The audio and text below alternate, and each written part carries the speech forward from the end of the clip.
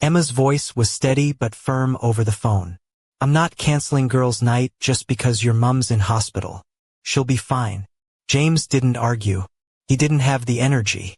But when Emma returned the next morning, the silence of his flat told her everything she needed to know. His mum was the toughest woman James had ever met. She'd raised him and his younger sister on her own, juggling 2 jobs without ever letting them see her falter. She embodied loyalty and sacrifice, a living lesson in resilience. So when James's phone buzzed that Thursday afternoon with his sister's name flashing on the screen, a cold dread settled in his chest. The kind you feel when you know something's wrong. "Mum's had a fall," his sister said, voice tight. "She hit her head. She's in hospital." James left work immediately, his mind racing through worst-case scenarios. On the way, he called Emma, hoping for some comfort. They'd been together 2 years, living in his flat in the quaint market town of Ashbourne. He thought things were serious, that they were building a future. "Hey," he said, voice shaky, "I'm on my way to the hospital." "Mum's fine." "It might be serious." There was a pause, filled not with worry but the muffled beat of music and laughter. "Oh, seriously?" Emma snapped, irritation dripping from her words. "Tonight? Girls' night. We've got reservations." James blinked, stunned. "Emma, did you hear me? Mum's in hospital." "Yeah, I heard," she replied sharply. "But what do you want me to do? I'm not a doctor. I'm not canceling girls' night just because your mum's in hospital. She'll be fine. She always is." Her callousness hit him like a punch to the gut. The woman who'd welcomed Emma into their family was suddenly just a scheduling inconvenience. James said nothing, his love for her flickering and dying in the same breath. "Fine," he said quietly. "You go have fun." He hung up and kept driving, the city lights blurring past his windshield. The hospital waiting room was cold and sterile. Hours dragged by as doctors ran tests. His sister and he clung to each other, a lifeline in the dark. When the doctor finally emerged around midnight, relief crashed over James like a tidal wave. Mum had a concussion and a fractured wrist, but she was stable. She'd need to stay for observation for a few days. James sat by her bedside, watching the gentle rise and fall of her breath. His phone buzzed, a social media notification. Emma had tagged herself in a string of photos, laughing with friends, glasses of champagne raised high in a trendy city bar. The caption read, "Some things are just too important to cancel." In that moment, surrounded by the quiet hum of machines and the sterile scent of antiseptic, James knew it was over. Not just a breakup, but a total reset. Emma had treated his mum like an inconvenience. Now he was about to show her what a real inconvenience looked like. And this was only the beginning. The first rays of dawn slipped through the hospital blinds as James sank into the stiff visitor's chair, the weight of exhaustion pressing down on his shoulders. His mum's steady breathing was a small comfort amid the chaos swirling in his mind. The fear and grief that had gnawed at him through the night had hardened into something sharp and resolute, something he hadn't felt before. Emma hadn't just been insensitive. She had crossed a line that was never meant to be crossed. Disrespecting his mother was unforgivable. James knew what needed to be done. Before leaving the hospital, he spoke with the doctor. Mum would be discharged in a few days but would need constant care for weeks. Neither his sister, juggling a job and kids, nor anyone else could take on that responsibility. It was James's burden now, and he was ready for it.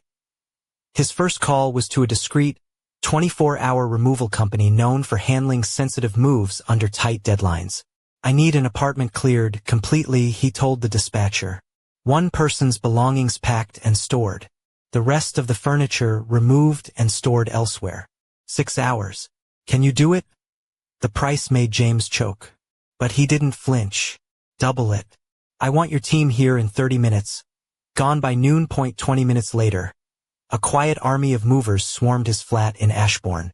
While they worked, James made more calls. Management to deactivate Emma's key fob, the bank to cancel their joint credit card, and his own accounts to tighten security. The process was clinical, a surgical strike to sever ties, Emma's belongings. The expensive shoes she flaunted, the makeup she spent hours perfecting, the books she never finished, were packed into neat boxes, labeled, and loaded onto a truck bound for a storage unit across town. The couch they'd chosen together, the dining table that had hosted so many half-hearted conversations, even the bed they shared. All gone at by 11 o'clock, the flat was hollow, echoing with absence. It was perfect. A clean slate. Next, James arranged for medical equipment. A hospital-grade adjustable bed, a walker, a shower chair.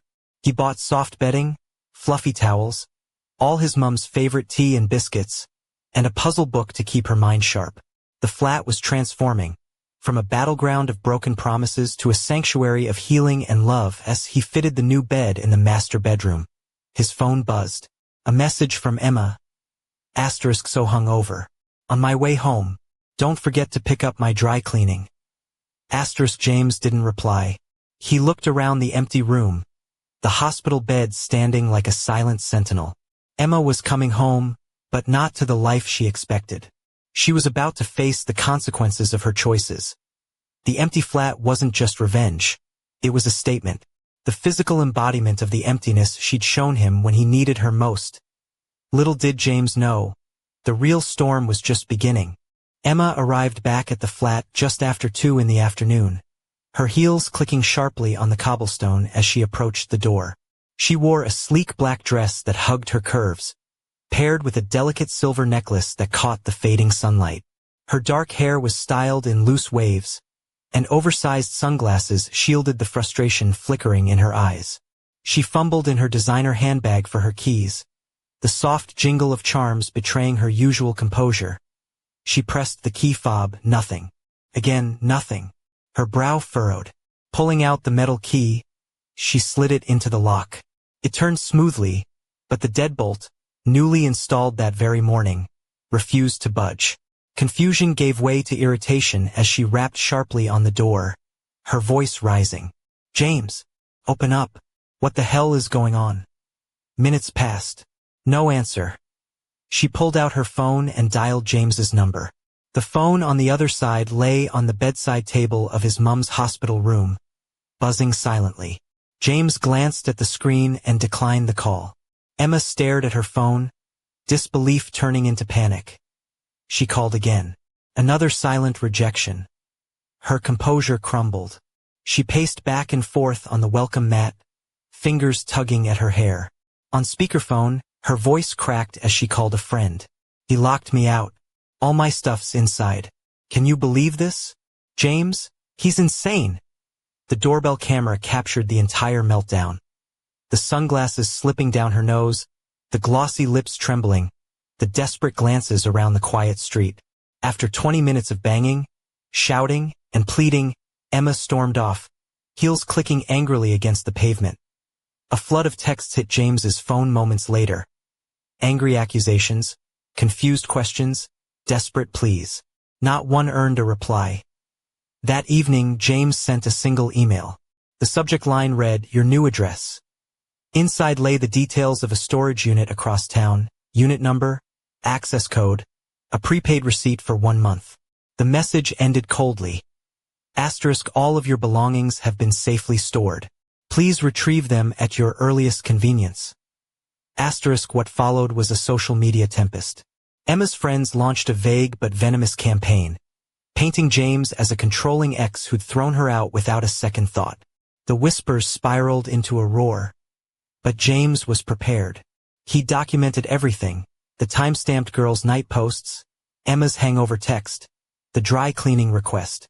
He bundled it all into a folder and sent it privately to their mutual friends, the reasonable ones who knew the truth. His message was simple. Asterisk here's why I ended things. My mom's recovery is my only priority. Asterisk within hours, whispers turned to questions.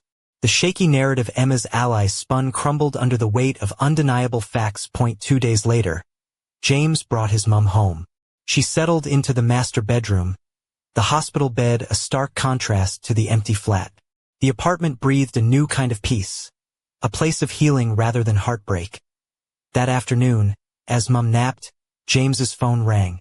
An unfamiliar number. He answered. James, you heartless monster, barked a furious voice. Emma's mother was on the line, accusing him of cruelty. James let her rant for a moment before responding calmly. "Ma'am, your daughter chose champagne with friends while my mother lay in hospital with a brain injury. She told me, and I quote, 'She'll be fine.' The next day, she asked me to pick up her dry cleaning. I moved her belongings into secure storage and gave her the details. I've done nothing illegal or cruel. I simply removed someone who showed no heart when it mattered most. My mother is recovering here now. Please don't call again." He hung up. The silence that followed was louder than any argument, the closing of a chapter he never wanted to write. But as night fell over Ashbourne, a new message blinked onto James's phone. A cryptic text from an unknown number. "Asterisk, you think this is over? You have no idea what's coming. Asterisk, the war wasn't finished. It was just beginning." The weeks that followed were a strange blend of quiet healing and distant chaos. James's days revolved around his mum's recovery. He took time off work, dedicating himself fully to her care. Their routine settled into a comforting rhythm. Morning physical therapy sessions at the local clinic, afternoons spent puzzling over crosswords and watching classic black and white films. His mum, once a fortress of strength, now seemed softer, more vulnerable, but also more open. The apartment, stripped of the previous tension and filled with the scent of her favorite Earl Grey tea, felt alive with laughter and stories. She spoke of her youth in the countryside, the challenges of raising James and his sister alone, and the dreams she still held close.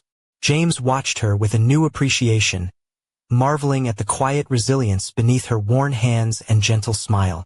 The hospital bed had been replaced by a cozy armchair by the window, where she sat wrapped in a cashmere throw, sunlight catching the silver strands in her hair. Meanwhile, Emma's world unraveled spectacularly. The social media smear campaign she'd launched backfired as the truth spread among their circle. Friends who once defended her began asking awkward questions. The carefully curated image of the glamorous lifestyle consultant crumbled like stale cake. Her lavish parties and designer shoes meant nothing when the story of her night out while James's mum lay injured went viral. One by one, her inner circle distanced themselves, unwilling to be tainted by association. Emma's confidence gave way to desperation. She moved back in with her parents in suburban Derbyshire, the same home she'd fled months before. Her business, a lifestyle brand fueled entirely by James's financial support, collapsed overnight. She fought back with a legal threat, a long letter from a lawyer demanding compensation for unlawful eviction and emotional distress. James passed it to his solicitor, who replied with a concise, devastating response. Evidence proving Emma was never on the lease, an itemized bill of her charges on James's credit card, and a reminder that defamation carried serious penalties. The lawyer never called again. One crisp autumn afternoon, James took his mum for lunch at a quaint cafe near her physiotherapist's office. She was walking slowly, leaning on her walker, cheeks flushed with effort but eyes bright with determination. As they stepped out onto the street, James spotted a familiar figure across the road. Emma. Gone was the confident, sharp-edged woman he once knew. In her place stood someone drained and lost, dressed in a loose woolen sweater and faded jeans, her hair pulled back in a messy bun. Her eyes met James's for a brief, flickering moment. An unspoken apology, perhaps, or a glimmer of regret.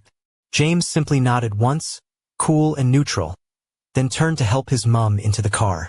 He felt no anger, no triumph, only a quiet pity. Emma had made her choice, valuing a night of cheap thrills over a moment of human decency, and now she was living with the consequences. His mum was nearly recovered, moving into a new apartment in a nearby senior living community next month. James knew he would miss her presence in the home they'd rebuilt together. But he'd learned something vital through all this. Sometimes, the strongest act is simply to walk away. You don't have to scream, or fight, or beg. You just decide your peace, and the love you hold dear, are worth more than the chaos others bring. Emma thought his mum's health was an inconvenience. In the end, the only thing that got cancelled was her. Yet, as James closed the door on this chapter, a shadow lingered, a late-night message blinking on his phone screen, and signed and chilling. Asterisk, this isn't over. Not by a long shot. Asterisk. Late one rainy evening, just as James was settling his mum into bed, his phone vibrated with another message from the unknown number. The screen glowed ominously in the dim light. Asterisk, you think you've won? Think again. Asterisk. James stared at the words, a cold knot tightening in his stomach.